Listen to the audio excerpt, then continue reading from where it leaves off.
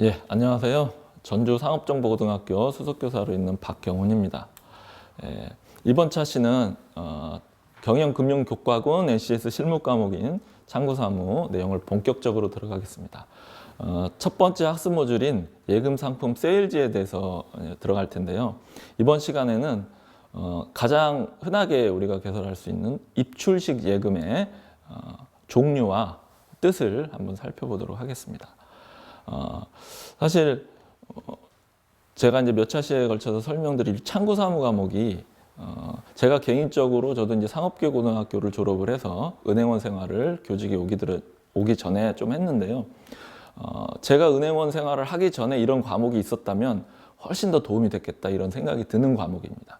그래서 내가 은행원이 되든 아니면 어떻든 간에 금융생활을 하는데 도움이 되는 과목이라는 생각이 좀 듭니다. 이번 시간에는 한자 시간은 아니지만 한자로 그 입출식 예금의 뜻을 한번 살펴보는 것이 좀 도움이 될 것 같습니다. 자, 먼저 입출식 예금 한번 보겠습니다. 한자 이렇게 되는데요. 아주 쉽습니다. 첫 번째 입자는 다들 아시죠? 들어오다, 들어가다 이런 뜻입니다. 출자는 내보내다, 나가다 이런 뜻이고요. 식자는 어떤 방식, 방법, 투 이런 것들을 얘기합니다. 이대로 묶어보면 그대로 뜻이 나오죠. 자유롭게 들어오거나 나간다. 뭐가? 예금이, 돈이 통장에, 계좌에 자유롭게 들어가고 나올 수 있는 방식. 그러니까 예금주가 원할 때 언제든지 자유롭게 돈을 입출금을 할 수 있는 방식의 예금을 말합니다. 제목에서 보실 수 있는 것처럼 다른 말로 요구불 예금이라고도 합니다. 요구불 예금도 한번 볼까요? 한자가 이렇습니다. 요자는 요구하다, 구하다 이런 뜻이죠. 구자는 주세요. 달라고 하는 거죠. 그래서 요구 이렇게 얘기를 합니다. 이제 끝에 불자는 값을 치르다, 지불하다 이런 뜻입니다.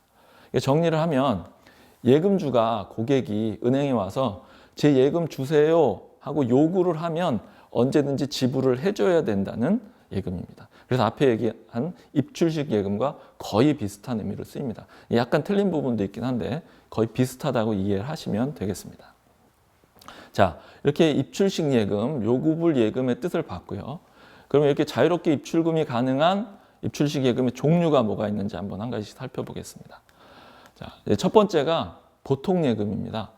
예치 금액이나 기간을 따로 정하지 않고 자유롭게 입출금을 할 수 있는 대표적인 입출식 예금입니다. 이 보통 예금의 특징은 이자가 거의 없습니다. 있어도 뭐 0. 몇 프로 이렇게 거의 없다시피 하죠. 이자가 거의 없이 자유롭게 사용하는 예금이라고 볼 수 있고요. 두 번째는 저축예금인데요. 저축예금의 특징은 보통 예금과 거의 비슷합니다. 그런데 상대적으로 조금 금리가 더 높습니다. 보통 예금에 비해서. 혹시 여러분들 그 드라마 중에 TV 드라마 중에 응답하라 1988 시리즈가 있습니다. 거기에 고졸 은행원이 한 분 나옵니다. 누구냐면 성동일 씨가 고졸 은행원으로 이제 성동일 배우가 나오는데요. 그 배우가 이런 대사를 합니다. 목돈이 생겨요. 어느 날 친구가 빚을 갚아가지고 목돈이 생기는데 이때 주변에서 그 돈 대체 어떻게 할 거냐 이렇게 물어보니까 성동일 배우가 이렇게 얘기를 합니다. 요새 은행 금리가 얼마 높지 않아서 한 18% 정도밖에 안 돼서 은행에다 넣어놓기 좀 그래요. 이렇게 얘기를 합니다. IMF 외환위기 이전에는 이렇게 금리가 높을 때는 제가 은행원 생활할 때 기억에 보통 예금은 한 1% 정도의 이율을 줬다면 저축예금은 한 7% 정도 이자를 줬습니다. 그래서 고객이 와서 자유롭게 입출금 할 수 있는 예금을 하나 만들어주세요. 보통 예금 만들어주세요. 이렇게 얘기하면 은행원이 이렇게 얘기를 합니다.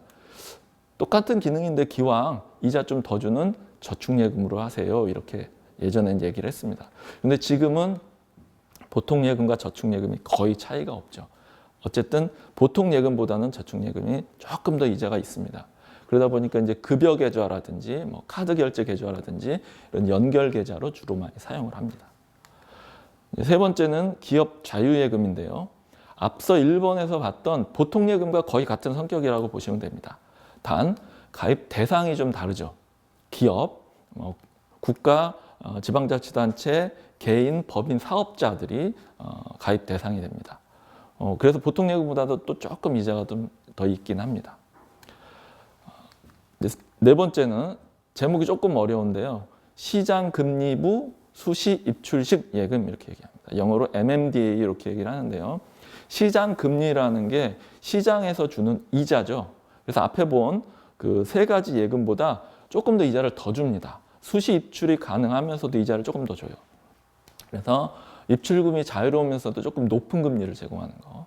그런데 이 MMDA 같은 경우는 어떻게 생겼는지 그 배경을 이해하는 게 조금 더 중요합니다. 은행과 그게 상반되는 좀 다른 그 금융기관 중에 증권회사가 있습니다. 금융투자회사도 있고요.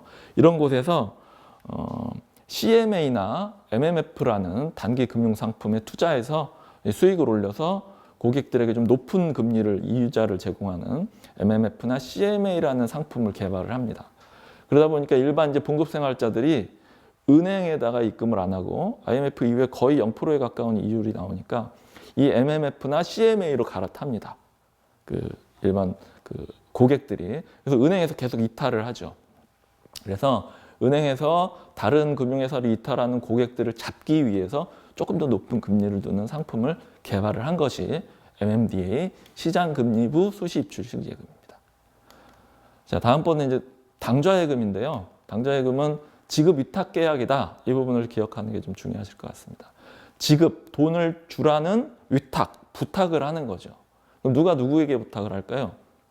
예금주가 은행에다가 돈을 맡겨놓고 내가 수표나 어음을 발행을 할 테니까 이 수표나 어음을 가지고 온 사람한테 내 계좌에서 돈을 빼서 줘라 하고 은행에 부탁을 하는 겁니다.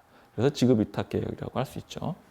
그러면 이 당좌예금 같은 경우는 누가 아쉽냐, 누구의 편의를 위한 금융상품이냐를 생각해 볼 필요가 있습니다. 누구를 위해서 만든 걸까요? 예금주, 기업의 편의를 위한 겁니다. 그래서 아쉬운 사람이 사실은 기업이에요. 예금주예요. 그러다 보니까 이자는 0입니다. 이자는 전혀 주지 않습니다. 대신 당좌개설 보증금이라는 보증금을 은행에 맡겨야 되고요. 수표 또 인수해도 해야 되고 하니까 수수료를 오히려 냅니다. 은행에다가. 그런 예금이라고 볼 수 있고요. 주로 기업이 사용합니다. 다음은 가계 당좌예금인데요.